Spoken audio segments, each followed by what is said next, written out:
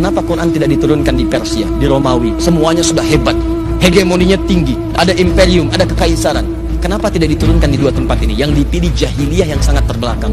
Allah ingin berikan pesan bahwa Al-Quran diturunkan di tempat yang paling terbelakang. Dengan turunnya itu mereka bisa maju. Yang hebat, Al-Quran diturunkan di tempat yang penuh dengan perpecahan. Jahiliyah itu sudah tidak usah dilukiskan perpecahannya, nggak ada tandingannya. Tiap hari mereka berpecah. Di sana mencela, sana harus ada yang mencela. Di sini meninggal, sana harus ada yang wafat. Ratusan tahun tidak terselesaikan. Turun ayat jadi menyatu. Hebatnya, yang mencela jadi mencintai, yang memukul jadi merangkul, yang rakus jadi begitu dermawan, yang kasar jadi begitu lembut. Sekarang kenapa ada orang belajar Quran jadi pandai mencela? Dan kalau nggak bikin status mencela orang lain, rasanya ada yang tidak lengkap. Jadi sebetulnya kalau orang belajar Qurannya benar, itu pasti akan ada penyatuan karena disatukan dengan nilai-nilai Quran.